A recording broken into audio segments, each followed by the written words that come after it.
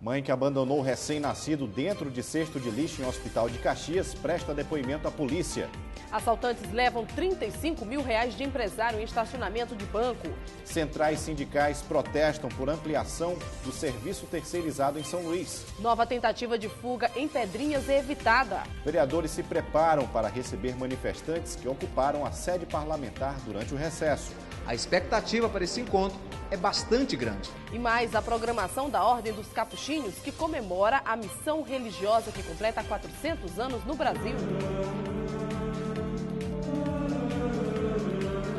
Tudo isso e muito mais. Agora, no Maranhão Acontece.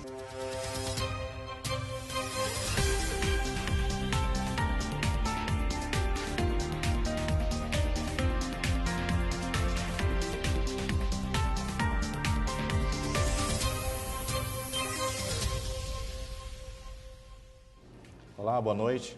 Boa noite para você de casa. E a edição de hoje começa com o caso da jovem de 19 anos que abandonou o filho recém-nascido dentro de um cesto de lixo em um hospital de Caxias. Kelma Silva Souza prestou depoimento à polícia. Ela disse que não sabia que estava grávida, que buscou atendimento médico depois de sentir dores abdominais e foi ao banheiro do hospital onde o bebê caiu. Em depoimento, ela disse que o bebê parecia morto, então ela resolveu colocar a criança dentro de um saco plástico e esconder no cesto de lixo. Kelma deverá responder por tentativa de homicídio. A criança está sob os cuidados do Conselho Tutelar e deverá ser entregue para a avó.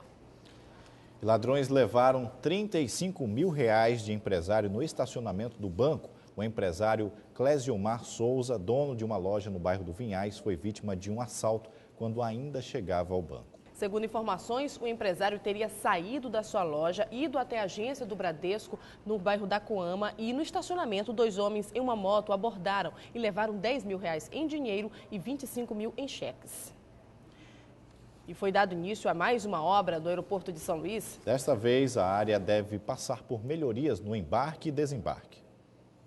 Os locais onde serão feitas as ampliações já foram cercadas. O objetivo é ampliar o saguão, terminal de embarque e desembarque de passageiros. A ordem de serviço foi dada no dia 6 de maio. Durante esses 3 meses, foi feita a etapa de detalhamento técnico do projeto. As obras começam de fato na próxima semana e devem ser concluídas em julho de 2014. A área do terminal vai passar de 6,2 mil metros quadrados para 11,1 mil metros quadrados. O investimento é de 14 milhões e 700 mil reais. A capacidade do terminal vai ser ampliada de 1 milhão e 600 mil passageiros para 5 milhões de usuários ao ano. Esta obra não tem relação com a que iniciou em 2011, de recuperação da estrutura, que teve bastante atraso e uma série de problemas. Quem trabalha no local espera que nessas novas obras os prazos sejam cumpridos. Eu creio que vai demorar um pouco, que não seja algo assim que vai ser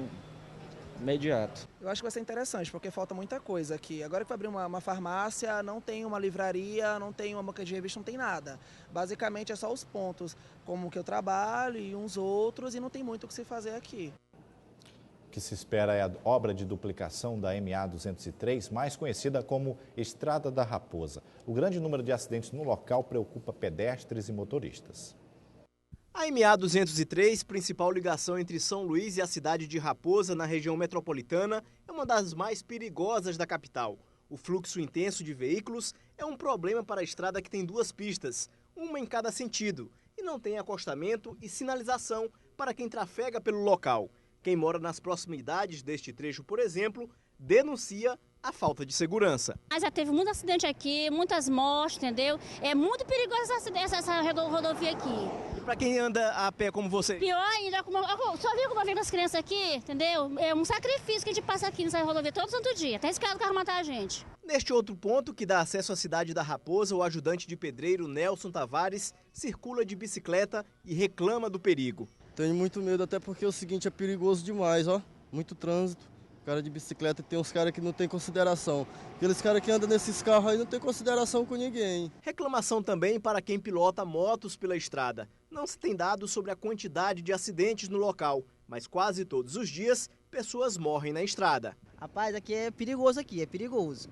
Perigoso, principalmente para motoqueiro, ó. Porque os carros não querem nem saber. principalmente à noite. Eles jogam o farol alto na gente, a gente que se vira. Este advogado, que mora na cidade de Passo do Lumiar, utiliza diariamente a rodovia para ir e voltar do trabalho e conta que são frequentes os acidentes na estrada. Demais. Ontem mesmo, rapaz, eu trafegando aqui sentido centro, o que aconteceu? Se eu não tivesse ido devagar, eu tinha passado por cima de uma moto que bateu em um cachorro, porque ele não tinha opção nem para a direita nem para a esquerda, porque não tinha acostamento, né? E também, você vê, é uma mão que o tráfego está muito grande agora, todo mundo querendo passar, né? Por aqui, cortando por causa do tráfego que é muito intenso, né? Os engarrafamentos. Há mais de um mês, os servidores do Departamento Nacional de Infraestrutura de Transportes estão em greve. Estava programada para hoje uma tentativa de negociação com o governo federal. Mas a paralisação dos funcionários do DENIT não prejudicou o andamento das obras no estado. A duplicação da BR-135, único acesso rodoviário à capital, continua. Os servidores do Departamento Nacional de Infraestrutura de Transportes estão de braços cruzados há mais de 40 dias. 66 trabalhadores em 4 cidades do estado aderiram ao movimento nacional por melhorias salariais e reestruturação da carreira. O órgão é o responsável pela fiscalização de obras do governo federal no estado. 19 obras estão sob a supervisão do DENIT no Maranhão. A principal delas é a duplicação da BR-135, única ligação rodoviária da capital São Luís com o restante do estado. Por conta da paralisação dos servidores do DENIT, a obra poderá sofrer atrasos. As empresas estão reclamando muito, que estão sem receber, inclusive estão falando muito que estão com um débito muito grande com a Petrobras, que vende o asfalto para o prazo que ela dá aí muito exíguo, e algumas empresas já começam a falar, e se nos próximos dias a greve continuar, vai ter paralisação de obra. Iniciada no ano passado, a duplicação do primeiro trecho entre Campo de Perizes e a cidade de Bacabeira está previsto para ser concluído em outubro de 2014. A lentidão no trânsito e o grande número de acidentes na rodovia são as principais reclamações dos motoristas, que estão preocupados se a obra for parada. Porque se parar, vai dificultar muito, né, o trabalho da gente, né? Nesta semana, a greve dos servidores do DENIT foi decretada legal pela Justiça, mas ainda permanece o impasse entre o governo federal e os grevistas. O governo ofereceu 15,8%. A gente não aceitou e até agora houve uma tabela da diretoria que está tentando enfiar a goela abaixo de servidores aí e tudo indica que ela não vai ser aprovada. E veja, depois do intervalo, na Câmara Municipal, vereadores aguardam a sessão com manifestantes que ocuparam a casa no mês passado. E uma das principais discussões deve ser sobre a mobilidade urbana aqui na capital. E ainda as notícias do setor industrial no Maranhão. No Minuto da Indústria, qualidade de vida para maior produção. Nós voltamos em instantes.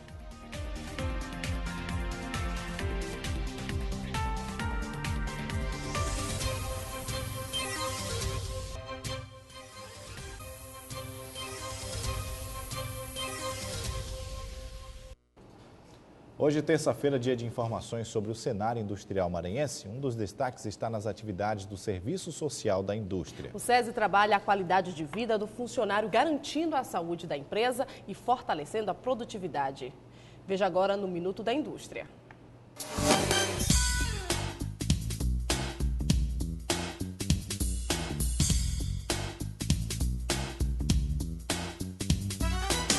Bem-estar e qualidade de vida, condições que fazem com que todos os trabalhadores da indústria se sintam privilegiados e seguros. Um trabalhador de bem com a vida reflete na saúde de uma empresa, e uma empresa que investe em qualidade de vida sai ganhando em produtividade. O SESI Ginástica na empresa é o mais abrangente dos serviços do programa Lazer Ativo do SESI. Ele está disponível para todas as empresas brasileiras, em todos os estados, independente do tamanho e do segmento em que atuam. O exercício físico é um dos principais meios de levar um estilo de vida saudável ao trabalhador. E não precisa de espaços especializados, como academias ou ginásios. As atividades ocorrem dentro das instalações das empresas industriais.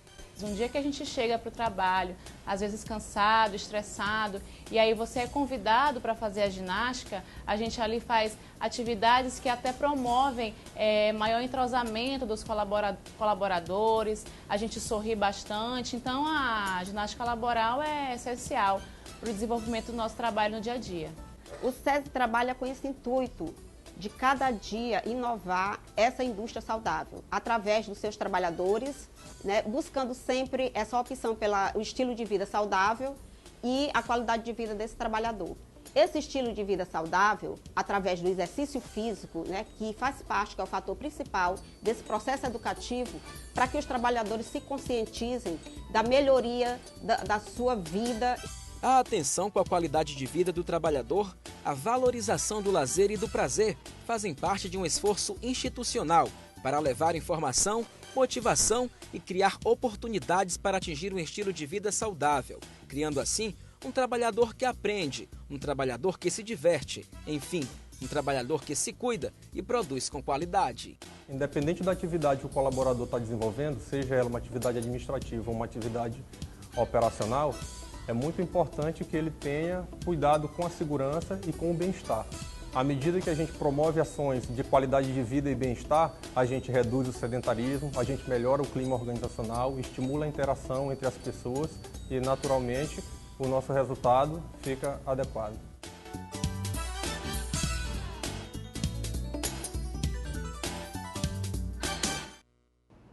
E o Maranhão Acontece fala agora sobre política do Maranhão.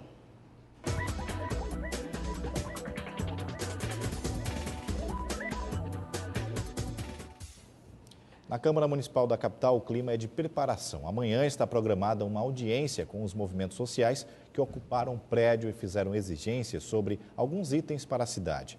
O relatório final da CPI do Bom Peixe também está sendo aguardado. Aqui na Câmara, antes da sessão desta terça-feira, os vereadores estiveram reunidos com o presidente Isaías Pereirinha. É que eles estão traçando estratégias e planejamento para a reunião de amanhã, quando haverá o encontro com os manifestantes que ocuparam aqui a casa no período do recesso. A expectativa para esse encontro é bastante grande. Passavam das 10 horas da manhã e a Câmara ainda estava assim, sem nenhum vereador. Somente os assessores ocupavam o plenário. Todos estavam reunidos com a mesa diretora e tentavam alinhar a pauta para a sessão de amanhã. Aos poucos eles foram chegando e em pouco tempo eram 21, um dos maiores quórums da casa, que até agora nunca conseguiu reunir os 31 parlamentares. E apesar de muitos temas serem abordados na sessão, o encontro com os manifestantes estava na ponta da língua dos vereadores. São todos jovens e como jovens eles têm aquela ansiedade de querer consertar o mundo. São pautas que a Câmara de Vereadores já vem debatendo há muito tempo. Nós já estamos de garganta arranhada de falar nesses temas. Mas como eles acham que o tema deve ser discutido por eles, então vamos dar a oportunidade deles discutirem e pedir a Deus que com o envolvimento deles nessa discussão aconteça alguma coisa para a melhoria da nossa população. Nesta terça-feira, informações davam conta de que os manifestantes que ocuparam a sede do Poder Legislativo durante uma semana tentavam colocar outra pauta para ser discutida amanhã. Mas os vereadores querem abordar a primeira pauta que foi acordada no dia que a Câmara foi desocupada. A nossa proposta é chamar o Poder Executivo, o Ministério Público e todos os entes envolvidos nesse processo para a gente dar encaminhamento. Essa reunião de amanhã ela é uma sessão extraordinária em caráter deliberativo, como se fosse uma audiência pública. Para a sessão desta quarta-feira, a Prefeitura deverá ser representada por alguns secretários. Provavelmente deve vir o secretário de Assuntos Políticos. Essa casa ela tem a legitimidade para escutar e depois criar uma comissão, fazer esse encaminhamento para que a gente possa dar uma resposta concreta. Qual é o dia da licitação, qual é o andamento. Outro fato que merece destaque esta semana aqui na Câmara Municipal é que na quinta-feira o vereador Francisco Carvalho, relator da CPI do Bom Peixe, entregará a minuta do relatório final. E o vereador Pedro Lucas, que é o presidente da CPI, me garantiu que na próxima semana este relatório será apreciado. Eu volto com você. E os maranhenses persistem em infringir a legislação de trânsito brasileiro. Muitas pessoas não perdem o costume de falar ao celular enquanto dirigem. Aqui na capital já foram mais de 8 mil multas sobre esta infração. Será que o aumento da frota está ligado ao aumento no número de multas de pessoas flagradas falando ao celular enquanto dirigem? É possível. Mas o fato é que o número de infrações como esta é cada vez maior na capital. Segundo dados do Detran, Em 2012, foram mais de 9.500 flagrantes registrados durante todo o ano. Mas de janeiro de 2013 até hoje, o Detran já notificou mais de 8.000 condutores por dirigir falando ao celular. Uma das causas desse crescimento, a crescente frota de veículos, né? Hoje em dia tem mais veículos, tem mais pessoas conduzindo, entendeu? E infelizmente esses novos condutores ainda não perceberam o risco que eles correm dirigindo ou falando ao celular. Estatísticas mostram, por exemplo, que falar ao celular, entendeu? É tão perigoso quanto você dirigir alcoolizado, entendeu?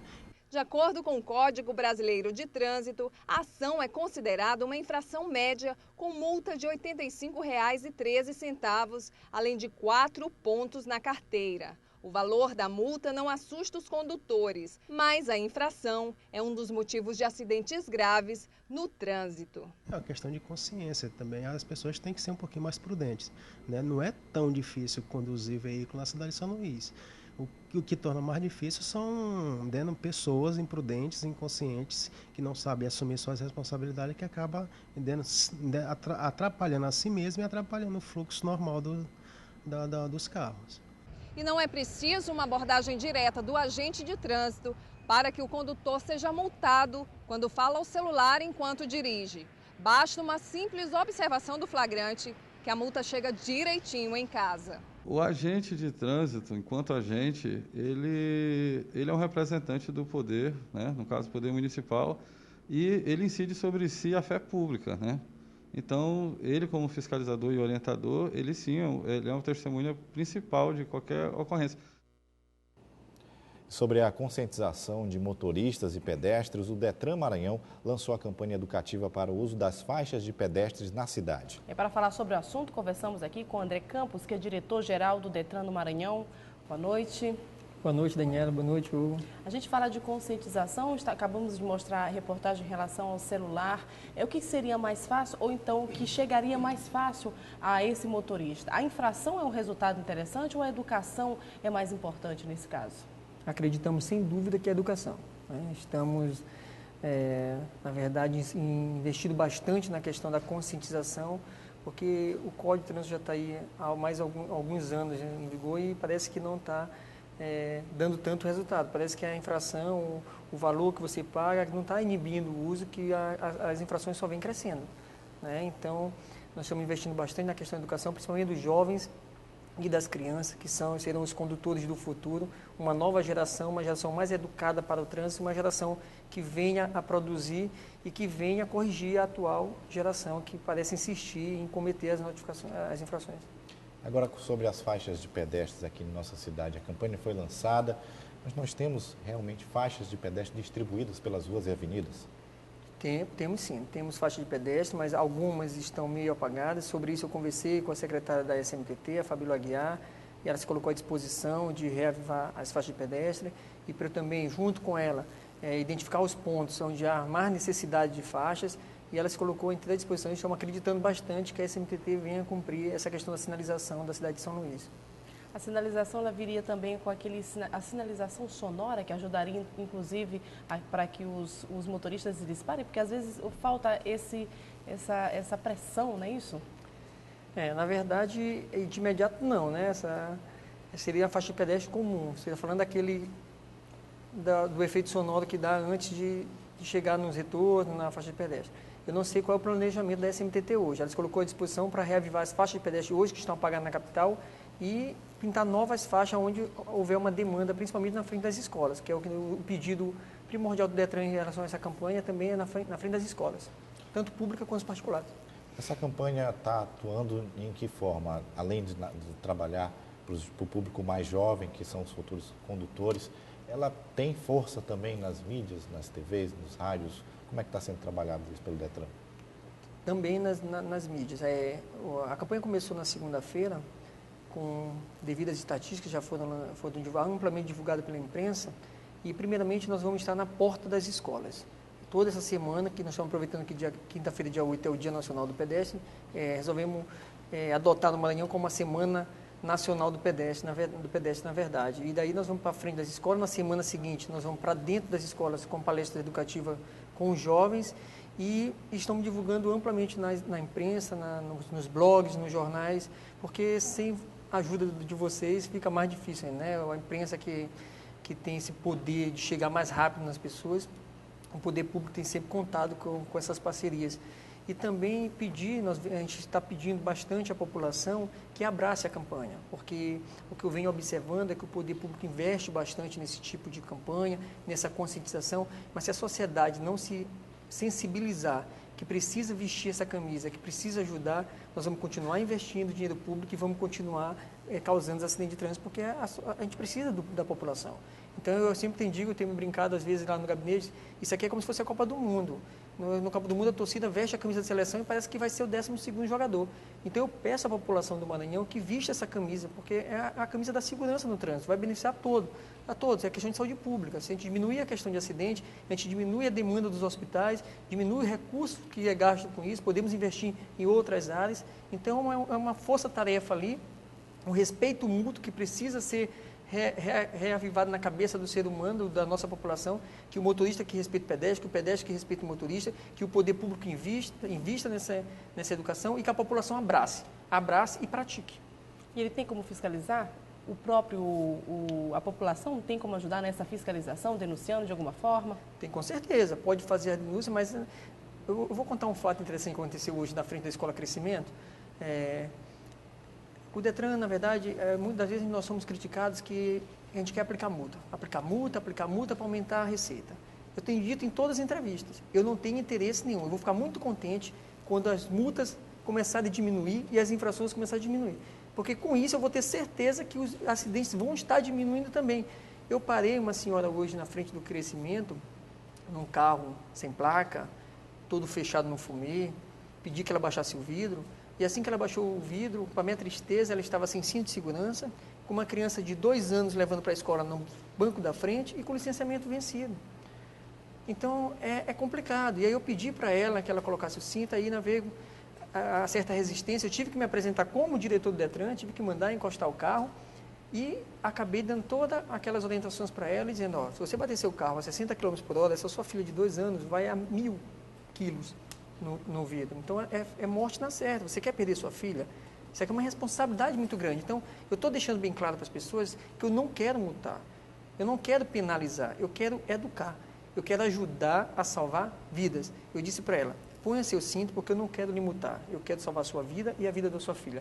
E é isso que eu quero que a população absorva, é isso que eu quero que a população se sensibilize com o Detran e nos ajude nessa questão. Então, isso vale o recado para o motorista e para o pedestre, para que todo mundo aprenda a andar nas ruas e avenidas de São Luís. Que a partir de hoje a gente cria esse respeito mútuo dentro da nossa sociedade. Ok, nós queremos aqui agradecer a participação de André Campos, diretor-geral do Detran Maranhão. Muito obrigado, bom trabalho. Eu que agradeço sempre a imprensa, que essa parceria é importantíssima, que vocês divulguem essas nossas campanhas, que vocês façam chegar até a população, que só o Maranhão tem a ganhar. Ok, obrigada. E veja, depois do intervalo, missionários capuchinhos comemoram 400 anos de trabalhos religiosos no Brasil e no Maranhão. E ainda, centrais sindicais protestam contra projeto de lei que amplia a contratação de mão de obra terceirizada. Em instantes.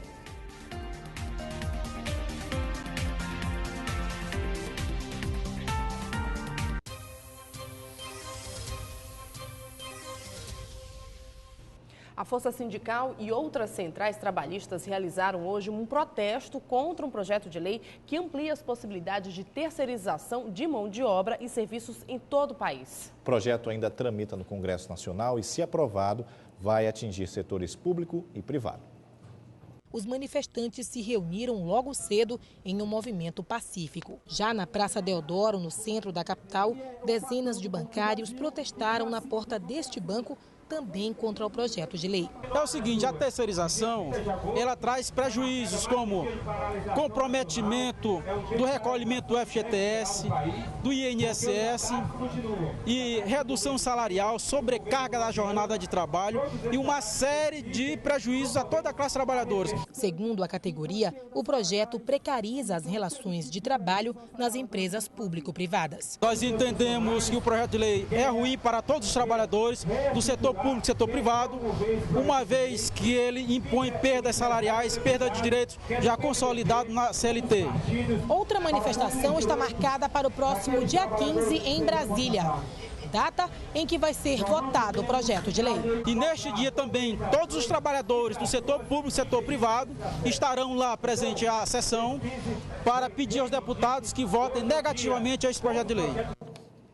E foi enterrado na tarde de hoje o corpo de Canuto Santos, o mestre Canuto do boi de Zabumba, da Vila Passos. Canuto morreu ontem, aos 88 anos, devido a complicações cardíacas. Por quase 60 anos, mestre Canuto esteve à frente da brincadeira da Vila Passos, mantendo a tradição do sotaque de Zabumba. O tambor de crioula era outra grande paixão do mestre, que em 2011 foi homenageado pelos trabalhos dedicados à cultura popular e, em especial, ao tambor de crioula, tombado em 2012 como patrimônio cultural imaterial brasileiro.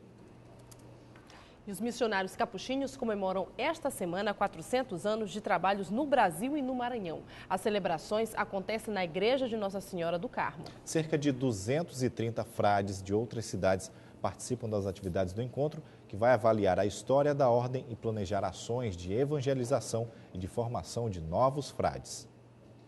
Com o tema Quem Atravessaria o Mar por Nós, os religiosos comemoram os 400 anos dos capuchinhos no Brasil. Eles discutem como continuar disseminando a fé cristã no Brasil, além de fazer um balanço das ações do grupo.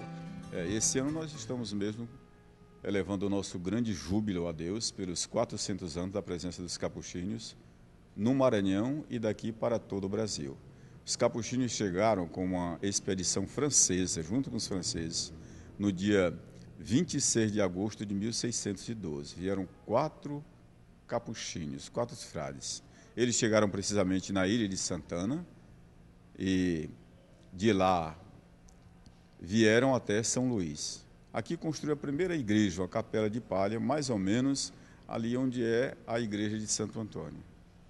Dali se expandiu a presença dos capuchinhos em todo o Brasil. A Ordem Capuchinha tem 1.100 religiosos espalhados pelo Brasil. Desse total, 103 estão no Maranhão. O representante da Ordem no Vaticano, Frei Sérgio Dalmoro, também veio participar da celebração e avaliou o trabalho dos capuchinhos no Brasil, ministério que começou aqui no estado. E o trabalho, digamos assim, a missão dos capuchinhos, desde as suas origens, se destacou como uma missão popular.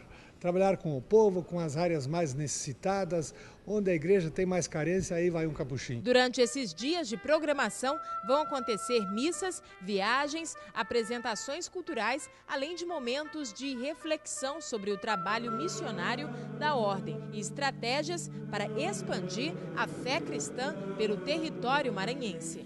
E sexta-feira teremos uma sessão solene aqui na Academia Maranhense de Letras, onde será analisado todos os problemas que nós temos, mas também as luzes para o futuro, e também faremos uma condecoração às pessoas que trabalham conosco, que foram expressão no decorrer de um tempo e atualmente.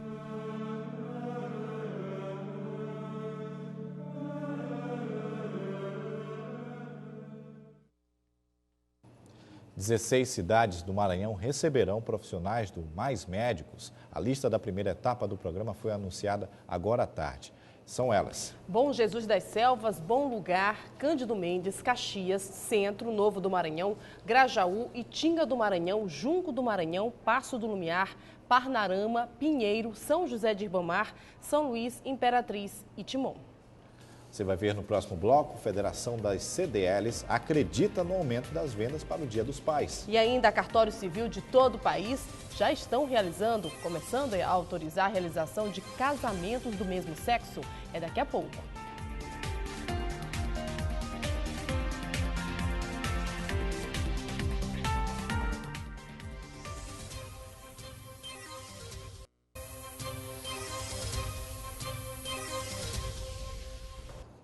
Já estamos bem perto do Dia dos Pais, data em que muitos filhos vão às compras e aquecem o comércio e podem aumentar em 5%. A Federação das CDLs acredita que 2013 deve superar o volume de vendas do ano passado, mesmo diante de algumas pesquisas que dizem o contrário. No comércio, a expectativa no aumento no volume de vendas é de 3,5% a 5% neste período.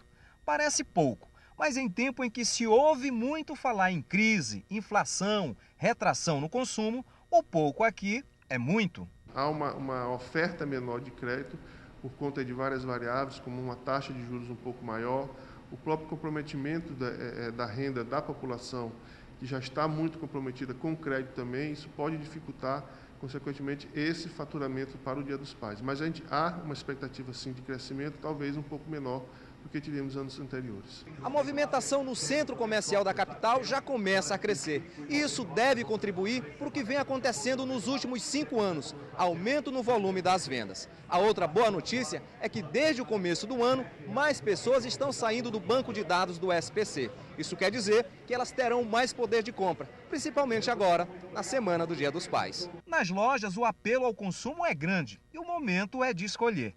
Mas tem os filhos que já sabem o presente que vão dar. Já comprou o presente do Dia dos Pais? Já estou preparando. Isso aí vai ser surpresa. Surpresinha. Vai ser o quê?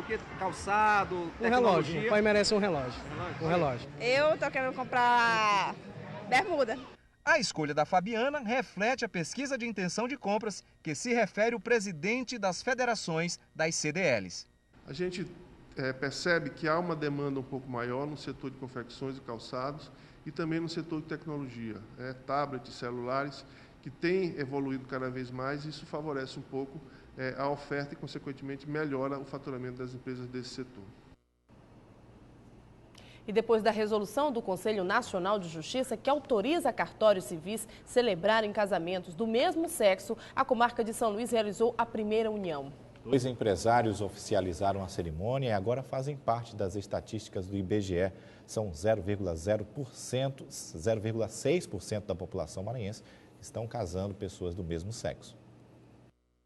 A partir desta data, Ruber Paulo da Silva Marques passará a ser Ruber Paulo Marques de Souza e Armando de Souza Filho, Armando de Souza Marques. Os noivos se conheceram em São Paulo, onde Armando morava. Movido pelo amor, ele veio morar em São Luís, onde há 5 meses ele e Ruber mantêm uma empresa de produção cultural. Para Ruber, a cerimônia é bem mais do que a oficialização de um casamento. É a celebração do amor e da igualdade. Bom, na verdade, o formato da relação, do relacionamento, né, a logística da história não muda. O que muda é o posicionamento da justiça, isso nos assegura dos nossos direitos. Eu acho que isso nos iguala enquanto cidadãos, né, o que a gente sempre diz, isso na verdade não fere nenhum direito, nem de nenhum heterossexual, de nenhum cidadão, de nenhum tipo de segmento, orientação, opção, enfim. Na verdade, só nos iguala. Sentimento compartilhado por Armando, que na semana passada recebeu amigos e a família, que mora em Minas Gerais, para a festa de casamento. A realização de um sonho.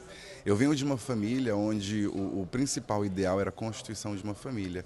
E eu também vou, com o Ruber, constituir essa família. Para o juiz responsável pelo primeiro casamento homoafetivo na comarca de São Luís, além de ser um marco para a sociedade maranhense, a união faz parte do reconhecimento de direitos civis e da liberdade ao amor. É importante que se dê a ênfase ao amor, ao afeto que existe entre as pessoas.